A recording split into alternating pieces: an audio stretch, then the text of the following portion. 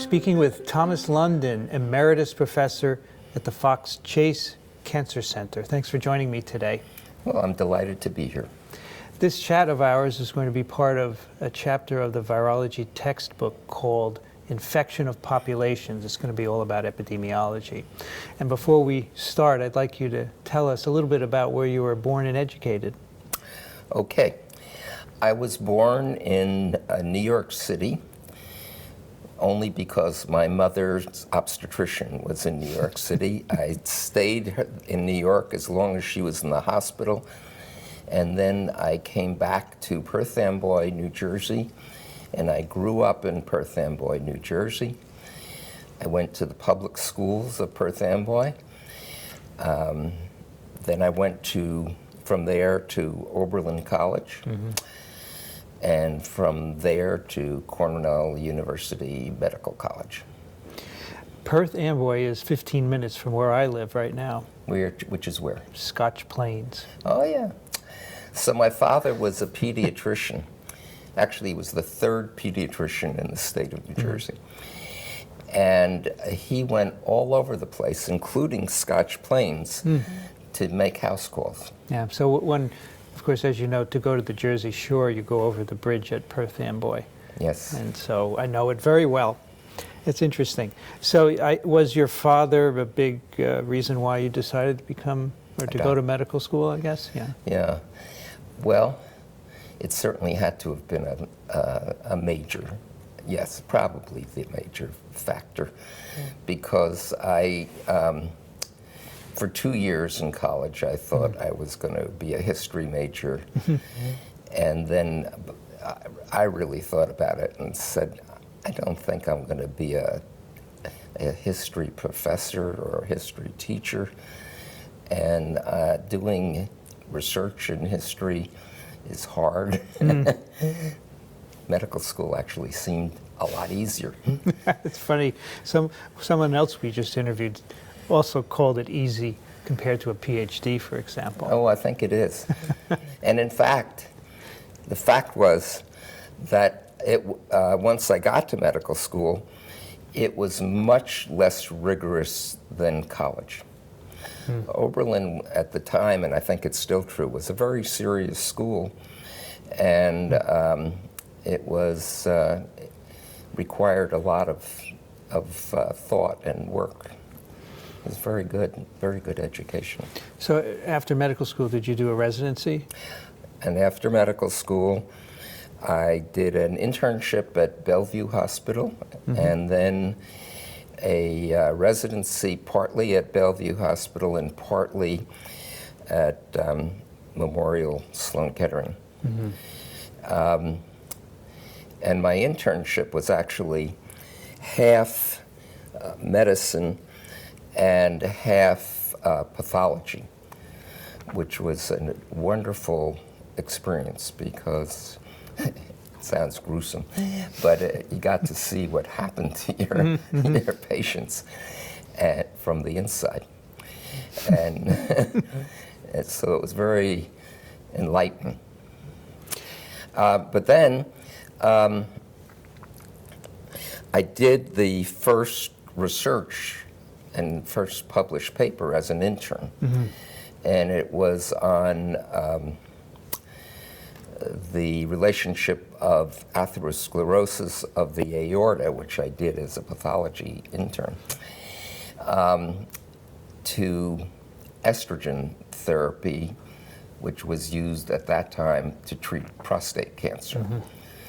And in fact, it had at least by association, seemed to have a profound diminution effect. So that was my introduction to research, actually. So after your residency, what was your next step in your career? So then I did a fellowship at Sloan Kettering in endocrinology. So why, you might ask? And the answer is that, first of all, at that time, internal medicine was sort of the intellectual side of medicine. And at the better medical schools, there was this expectation that you would do three things. That is, that you would do clinical medicine, teach, and do research. Actually, it's impossible. But nevertheless, that was what we were kind of drilled to do. And a lot of people did it, and it was frustrating, ultimately. Anyhow, and then what was, when I graduated from medical school, it was 1953. Is that right? No, 1957. But when I graduated from college was the year of the Watson-Crick That's paper. 53, right? Yeah. And throughout the 50s, there were all these developments in, actually, we now call molecular biology, but they weren't really taught in medical school. We learned biochemistry, but not much molecular biology. And in medicine, the sort of intellectual ferment was in endocrinology because you could measure things, and you couldn't before. So particularly with thyroid, you could measure thyroid hormones in the blood, and you could relate them to disease conditions. Okay. And so I went into this research program, and I studied the placental transfer of thyroid hormones from the mother to the fetus, and it was with an animal model, a guinea pig. Guinea pigs have placentas that are anatomically a lot like humans. Whether they functionally are like humans, who knows? But it was actually very rewarding. And that was where I had a mentor. And his name was Bill Money, and he was a PhD, not a physician. And he was also paralyzed from the waist down from a gunshot wound. So he was kind of an inspiring guy. And what he got into my head was that research should be about the biology of systems, not just point measurements. So that got you on a track in science then? It got me on a track in science, and from there, I went to the NIH. Partly because they were still drafting doctors, and so I joined the Public Health Service, and I got a position at the NIH in an unusual situation. There was a division, I think they called it a division of the National Institute of Arthritis and Metabolic Disease, called Geographic Medicine. It was a fancy name for epidemiology because the NIH had a very low opinion of epidemiology at the time. They thought they were foot doctors, and so they gave it a different name. But it was in fact run, or the head of the division was a man named Thomas Dublin, who was an epidemiologist. And the person that I went to work with was an epidemiologist who was studying the epidemiology of thyroid disease. His name was Robert Vogt, V-O-U-G-H-T. And it was basically an apprenticeship. He taught me epidemiology. He was really an excellent teacher.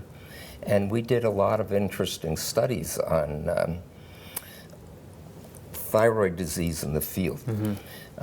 We actually did iodine balance studies in the field. And we did them in rural Virginia and in rural Kentucky, and it was very interesting, and it was useful for me. But the big thing was,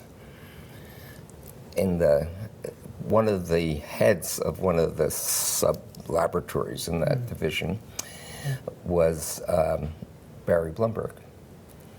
That's where I met him. I met him the first day I was there.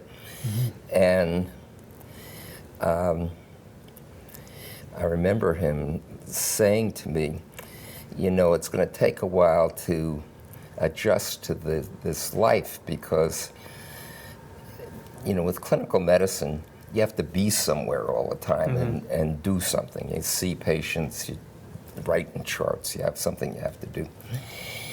In research, you don't necessarily. And in this kind of research, which was really, it was brand new and it was very different. So you know, you'd think you had a lot of downtime, but it was educational, but it was not stressful.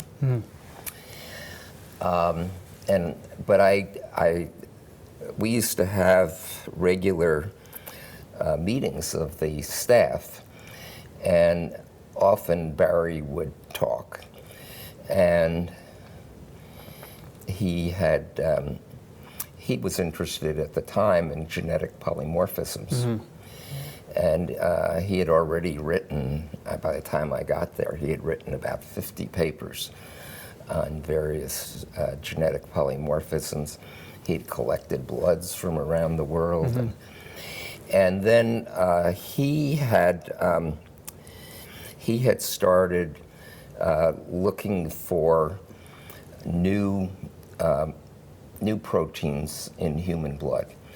And he and a fellow named Tony Allison started by using the octolony or immunodiffusion technique, and they found when they reacted the blood or the serum of people who had had multiple blood transfusions with the panels of normal people, that many of them showed an immunoprecipitin. And that was they worked it up. It turned out to be a lipoprotein, and they named it the AG system, and there were a couple of specificities. And then Barry's view was, you find one thing, you should just keep going. and then at the same time, Harvey Alter had started doing very similar kinds of things, also using the octolony method. And so the two collaborated, and they soon found this precipitin, this immunoprecipitin, between Australia, a person from Australia, and a serum from a patient with hemophilia in New York. And they assumed, and then they proved, that the hemophilia patient had the antibody, and the antigen was in this Australian, it's called an aborigine at the time. Now it's a very bad word. But nevertheless, it was an Australian. And so they called it Australia antigen, without knowing anything more. And that's about where it was when I first heard about it. And so after I was at the NIH we became good friends, Barry and I. And I went on a couple of field trips with him. One that was really nice to Sapelo Island off the coast of Georgia. These were to collect specimens, I presume? Or? Yeah, I mean, he was interested, you know, the reason he was interested so the people in Sapelo were supposed to be the direct descendants from African slaves. And that they had supposedly very little admixture with the white population, less so than in the mainland. And they were Gullah-speaking people, and it was a wonderful place. And they had a little village in this island. Anyhow, we did draw bloods, and he was interested in, to begin with, in hemoglobins. And Tony Allison was the one who discovered that people with sickle cell anemia were resistant to malaria, and that sickle cell trait, people who were heterozygotes for the sickle gene, were also resistant to malaria, to falciparum malaria. And so Barry was looking to see, at that point, the distribution of hemoglobins in this Sapelo Island population, but he never threw anything away, so he collected a lot of serum and plasma stuff. Anyhow, he and Harvey and Harvey also, that is, they just tested all these bloods that he had in his collection. And they also, Harvey brought in blood samples from people who were in the clinical center at the NIH. And they had a variety of diseases. So the first observation was that they could find populations around the world where this Australia antigen was quite common, up to 15–20% of the population.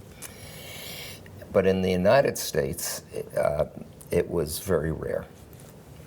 You know, among hundreds of people, I think they had one or two that were positive. But when they tested people from the clinical center, they found that 10% of children with acute leukemia had the antigen in their blood. It was sort of the first lead into what was going on. And they wrote that up, they published it. In 1964, Barry left the NIH and came here to what was called the Institute for Cancer Research. And the director of the Institute for Cancer Research was a man named Timothy Talbot, who had gotten this incredible grant that required nothing. It was to start a clinical research unit for the Institute, for the ICR, because there was no clinical research. And it was approved, and it was approved for 7 years, so there was 7 years of funding. But one of the things was that it needed to be staffed. And Barry invited me to come here when he left in 1964, but I had to say I had never heard of the whole place, and I didn't know of any of the people here, except that I did know that David Hungerford, who was here, was the co-discoverer of the Philadelphia chromosome. That was my limit of knowledge. And so, but I didn't come right away. I stayed for 2 years, and then came in 1966 because when I was getting bored. And it seemed to me like the thyroid field was plateaued, and looked like there was something new going on here. And so I came to be one of the physicians to staff this clinical research unit. I can stop wherever you want. I want you to make the connection between your meeting Blumberg and coming here, and when you figured out that it was a virus involved in Australia antigen. Okay, so Blumberg's he was a great hypothesis generator. He used to write them on the blackboard. You know, he covered blackboards with hypotheses and the tests of hypotheses and stuff. Well, one was that Australia antigen was a susceptibility or risk factor for development of leukemia. Okay. So he then started testing individuals who were at increased risk of developing leukemia. And one such group were people with Down syndrome. And they had been shown to have an increased risk of leukemia by Robert Good, and that was a famous postcard study. Robert Good was kind of a famous clinician, oncologist, immunologist of the time, the era. He sent postcards out to all the doctors who had took care of Down syndrome patients, and he said, send back postcards about individuals who developed leukemia. Well, it turned out that just the number was, no fancy epidemiology, just the number was a lot higher than the known prevalence of leukemia in the society. So that's what got Barry to test Down syndrome. And, big surprise, he found that 30% of then boys with Down syndrome had Australia antigen. And that's when I came to Fox Chase, or to the ICR. And the very first study we did was, there was a institution in New Jersey that cared for mentally retarded children. It was kind of a model place. It had been set up by the state, but they had put a lot of money into it because one of the major heads of a union in New Jersey had a kid who was retarded, and he wanted to see that he was well taken care of, and so he got the union to really back putting money into it. So there was really model. Anyhow, we drew bloods from these kids. They were all boys at that point, and they again had about 30% of them had this Australia antigen, and the other retarded people who didn't have a chromosome abnormality either had a much lower prevalence, or maybe it was close to zero, but it was a big, big difference. Okay, so then the question was why? And so we decided to use this new clinical research unit to bring in boys with Down syndrome to study what made them different. And the idea was we were going to bring in people with Down syndrome who did or did not have the antigen. So there was one boy who we admitted, because he was supposed to be negative, we tested him as negative, but when we tested him here, he was positive. And when we did lab tests and stuff on him, he had elevated enzymes, and we ended up doing a liver biopsy and showed that he had hepatitis. He wasn't jaundiced. He had very mild, basically asymptomatic hepatitis, but he had hepatitis. That was the big wedge. And so we then kind of divided up the work. And I took on the study of patients who had acute hepatitis. And the way I did that was I went to the state health department laboratories who were sent blood samples from patients with various kinds of what thought to be infectious diseases. They didn't have any tests for viruses, really, but they could test for various bacterial infections, and they could say, well, you don't have this, you don't have that. But they had a bank of these samples, not a huge bank, but a bank. And so that's what I did. I tested the acute hepatitis samples and showed that something 25 or 30% of them were positive by our test. For Australia antigen, right? For Australia antigen, by the immunodiffusion test, which Right. we recognized as being insensitive but very specific. You know, it was very reproducible. You didn't get false positives. So that, and then one of my colleagues, Alton Setnick, collected bloods from clinical colleagues who had patients with chronic hepatitis or cirrhosis. And again, there was 30 or 40% of those who had Australia antigen in their blood. So those were two leads that suggested that this antigen was related to the cause of hepatitis. And then at the very simultaneously, Barry worked with a electron microscopist here named Manfred Bayer, and they did sucrose gradients. They isolated the antigen, looked at it under the electron microscope. It showed particles. I mean, it was compatible with the virus.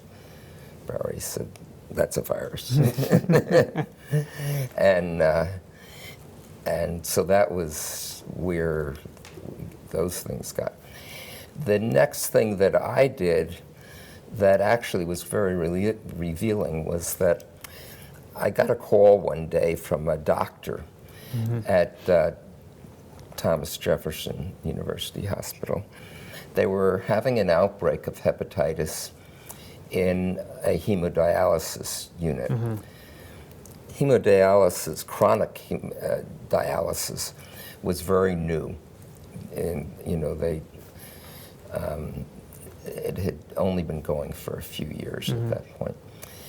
And so I went down there and we set up a study in which we did serial studies on patients who were having dialysis and on the staff. And what was revealing was that when one of the members of the staff became ill, first place they did develop Australia antigen in their blood, but it was transient, and they developed an acute hepatitis. They got better, went away. When one of the patients got infected, it was usually a silent disease, but the antigen persisted in the blood. And so that led to the realization that there were acute infections that were transient, and then there were the chronic infections that probably implied some immune defect. And so in some ways, that's the best paper I ever wrote. So from that point on, you worked on what was then called Hepatitis B virus, right? Yes, there were a series of meetings, and people kept coming up with new names. Do you remember some of them? Oh, they wanted, there was going to be the Serum Antigen, the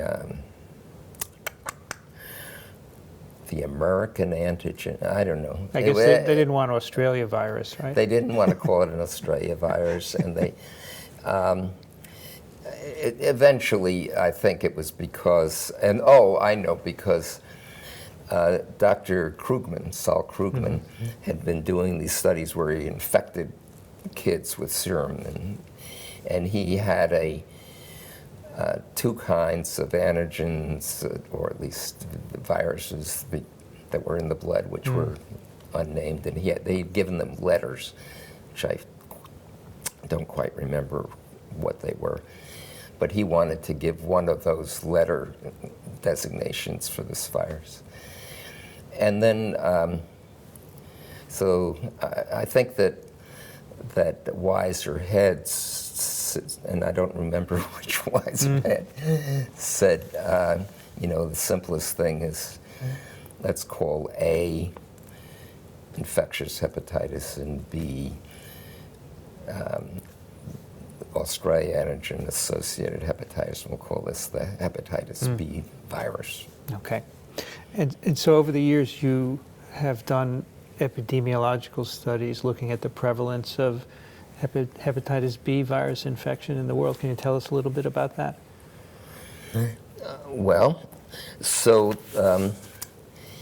First of all, we realized that these people that Barry had found in these different populations who had a high frequency of the antigen or the virus in their blood were in fact chronically infected with a virus. And the assumption was that they were normal, that they didn't have any disease, and this notion of asymptomatic carriers or chronic carriers was sort of the designation of the time. But we didn't really believe that, and we started looking at in populations to see what in fact they did have. And although the first studies that Barry did with a fellow who was here, Bruce Smith, in Hong Kong, did not find the antigen in patients with liver cancer. Others did, and mainly because the octoloni method was really insensitive, and so it wasn't. But shortly after that, we were able to do that, and so we did do studies in Africa, in Senegal, and showed that there was in fact a high frequency of the virus, hepatitis B virus, in patients with liver cancer in Africa, and then and in patients with cirrhosis, and we drew the diagram which everybody's used ever since, which was that acute infection or could lead to chronic infection, which could lead to chronic hepatitis, cirrhosis, and ultimately liver cancer. And in various ways, we tried to shore up that finding. So there were a lot of studies in the 70s like that. The other thing that happened was that Barry and a guy that he brought in named Irv Millman from Merck had created a vaccine. And the vaccine was whatever all vaccinologists and immunologists said was stupid. They harvested the antigen particles directly from human blood because they were in huge numbers. They inactivated them, and they said that's a vaccine. And the only studies they did was to show that they were immunogenic. But in fact, they applied for and got a patent, and they sold the rights to Merck. And the initial vaccine was exactly that. Maurice Hilleman hated it. You know, Maurice Hilleman was a very smart man, and he just said, you can't make a vaccine that way, but he did. And then we didn't do it, but there were clinical trials done, and the big one was done in New York with gay men. And the trial of the vaccine with the homosexual men was because it was shown previously to all of this that they were at high risk of getting infected with the virus and they got real hepatitis.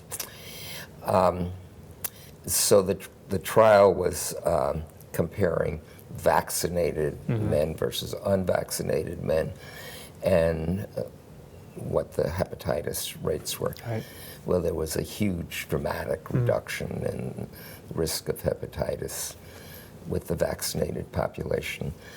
And it wasn't long before the FDA approved the vaccine. It was 1981. Once the vaccine was approved, the next major part of my efforts were to see that it got used. And I spent a lot of time trying to get hospitals to vaccinate babies. It was frustrating because I can tell you the docs didn't want to hear it. They didn't. That's not something they didn't know about it. They didn't want to know about it. And it was 10 years before the CDC started making pronouncements about what should be the practices. But in any case, I did that. And the other thing that I did was to go out and collect bloods from populations in this region of who were we thought would be at increased risk of hepatitis B, and they were the people primarily who had emigrated from high-risk countries, from China, Southeast Asia, some from Africa, but primarily from Asia. And at that time, a lot of refugees from Vietnam, Cambodia, and Laos were coming into Philadelphia, and they received their initial care at from the Philadelphia Health Department. There are health clinics in Philadelphia. And so we collected bloods from them. They indeed did have a high frequency of the antigen, but we decided that what needed to be done was vaccinate the people who weren't already infected, and we started a vaccination program for them. And then we went out to churches, ethnic churches, Korean churches, Chinese churches, etc. And we did the same thing. We identified the people who we thought were at risk, and provided vaccination, and Merck actually provided free vaccine for a while. And then we had identified all these people who were infected, and so what to do with them. And so I started a clinic here, and we brought in people who were chronically infected with hepatitis B virus, and we expected that they were at increased risk of serious liver disease and liver cancer, but in fact we had no way to treat them, and and we weren't into experimental treatments. There were hepatologists did a lot of things that turned out to be wrong, but we actually didn't. I was sort of the epidemiologic type, and we recorded things. we studied them, but we had this population, and so that was useful, and we did some interesting studies with them. So you've done both epidemiology and lab-based science as well. What is the big difference? What are the unique challenges to doing field work? Well, actually, I think the big challenge is doing laboratory work. For me, the big challenge is laboratory work. Yeah. Field work, the big challenge is that you have to identify the population you're going to study. You have to develop a relationship to them in some way, because you can't just go in and shove needles into their arms, which a lot of people had done, and now you hear about it. Yeah. But we didn't do that. We always tried to inform people what we were doing, why we were doing it, et cetera. And so that's the first thing. Second thing, you had to get the cooperation of local physicians, such. Actually, so I can give you two big examples. After doing these studies here, I developed two big programs, one in Senegal, one in China, a community called Haimen. And the idea was to prospectively follow large numbers of infected and uninfected people and to see what they're at risk of besides liver cancer. We sort of kind of knew that they would develop. We didn't know how big the risk was, but we knew that they were at risk of liver cancer. And so in the case of China, they have even before the Cultural Revolution was over, they had developed a public health system. And then by the time I got there, it was over. And they had quite an elaborate system of village clinics, township clinics, what they called city or county-wide hospitals. And they had a sort of an epidemiologic framework, something like our CDC, but local. And what we did was to establish good relations with these people, and we were able to do fantastic things. We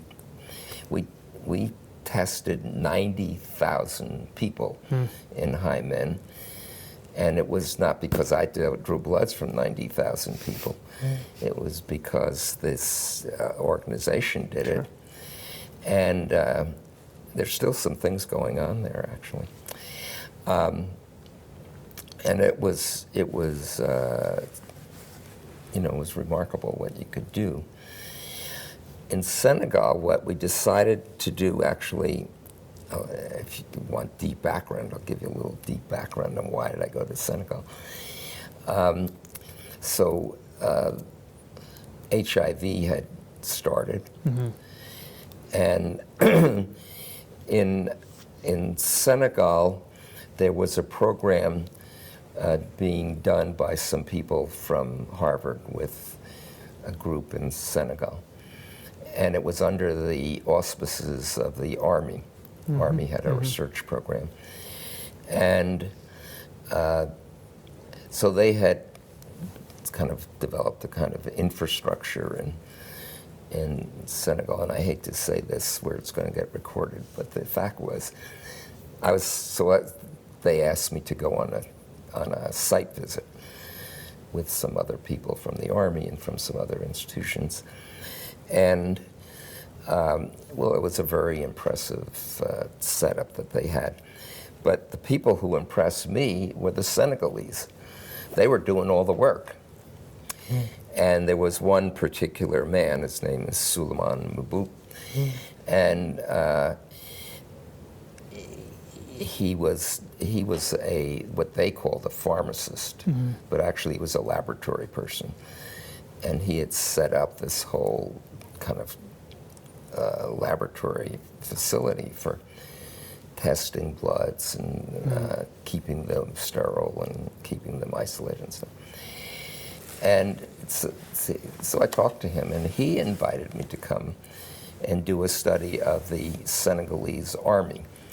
He had an appointment in the army. And he said, well, nobody has ever done a prospective study of anything in Africa. At that point, nobody had ever done one. And he said, you can do it because you can do it with the army because they're a captive population and they have to come back to be examined once a year or such. So we did. I mean, I set that up and went over, and they were wonderful people, and it was a great time. But the interesting thing was that it was difficult to get them to stick with it. There was turnover in the Army, particularly at the officer level, because their retirement age is 55.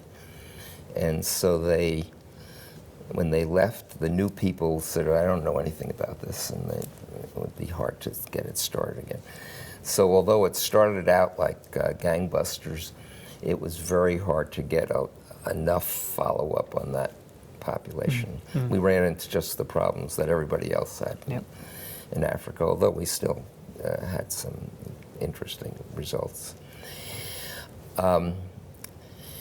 So that was sort of the next phase of what I did, which was some people would call that shoe leather epidemiology. So do you think that hepatitis B infection can be eradicated? Aha. That is a very good question. So the answer is yes. But you can't eradicate it now. And the reason you can't eradicate it now is because the antiviral drugs suppress but don't eliminate the covalently closed circular DNA molecule in the nucleus. And that's because it's been a target that's been difficult to find the appropriate way to get in and to degrade it. But, there's an awful lot of research going on, and people are getting very close. And I think it's going to be curable. It's who thought that HCV was going to be, hepatitis C virus was going to be a curable infection, and it is. And so this may be. But in the meantime, what's really happened is that vaccination has really taken hold universally because of the World Health Organization, the Gates Foundation, and some other groups. And now it's getting upwards of 90% of all babies born in the world are vaccinated at birth, or within hours after birth. And so the prevalence of hepatitis B in populations has plummeted. I just saw some data from Singapore. They started out, in the 18 to 20% range among Chinese population, at least. They're down to 1% in cohorts that are now below the age of 25 because they started vaccinating that long ago. And the same is true in Taiwan. It's now true in China. So the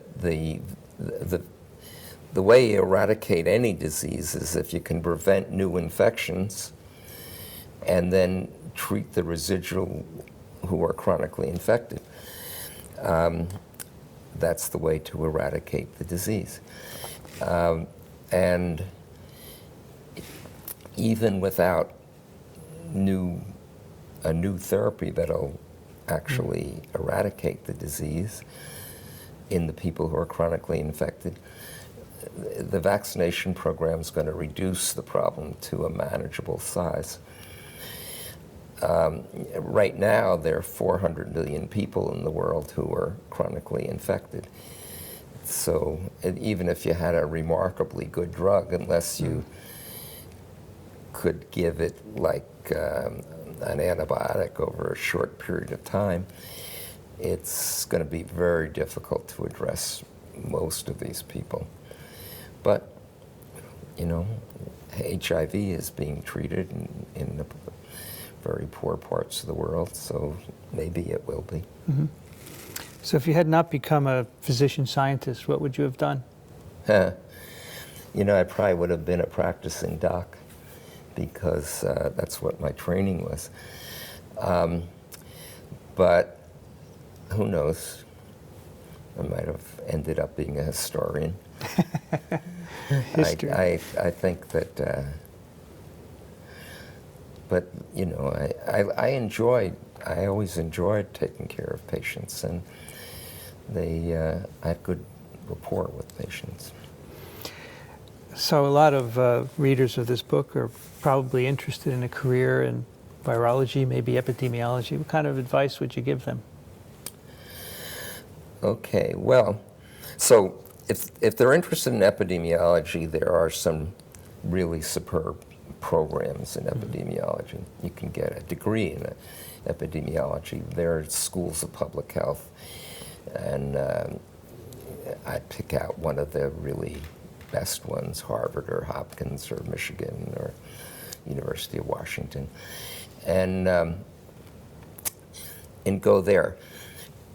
Most of them, they are not so big on infectious disease epidemiology. It's always been a kind of a minor view in schools of public health, although it's more so now than it was.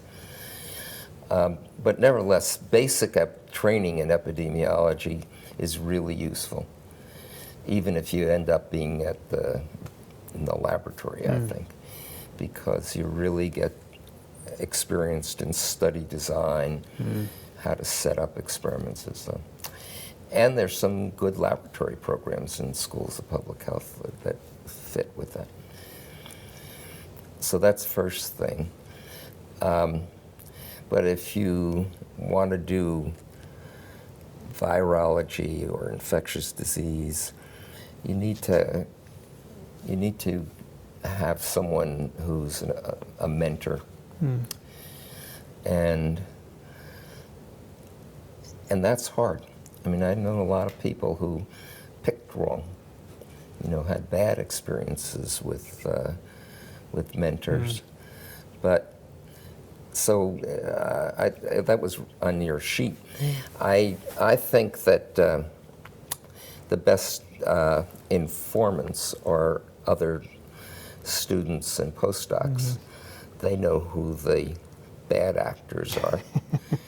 The good ones, that's a little harder because that's personal taste, but they know the ones who've done bad things. And so I think it's important to try to do that. And I think also that big labs are not a good thing. I mean, they're not a good place to train.